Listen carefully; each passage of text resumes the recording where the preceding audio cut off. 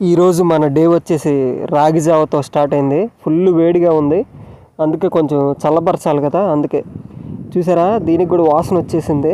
వీడు రాగి జావ వేస్తున్నాడు అని చెప్పేసి ఆత్రంగా పరిగెత్తుతుంది అనమాట.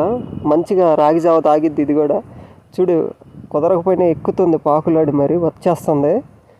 అయితే పొద్దున్నే నందివర్ధన పూలు ఇవి చాలా బాగుంటాయి చూడటానికి కూడా. మీరు ఎప్పుడైనా చూసుంటే ఒకసారి కామెంట్ చేయండి. ఇవే నందివర్ధన పూలు అంటారు వీటిని.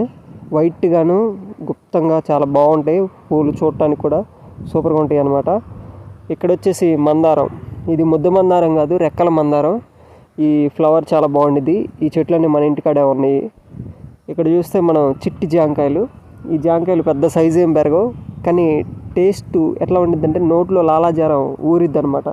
చాలా చాలా బాగుంటాయి. చిన్నవి అనమాట, పెద్ద సైజు కూడా అవ్వు, అవి అంతే సైజు ఉంటాయి, అలాగే పండిపోతాయి అనమాట. ఈ చెట్ల కాయలు చాలా బాగా ఇష్టంగా చిన్నపిల్లలు అందరూ చాలా బాగా తింటారు, మా ఇంటికి వచ్చి తీసుకెళ్తుంటారు. అయితే ఇగో ఇక్కడ చూడండి, రీసెంట్గా మొన్న చెప్పాను కదా, ఆల్రెడీ ఒక 7 పిల్లలు పెట్టిన కోడి.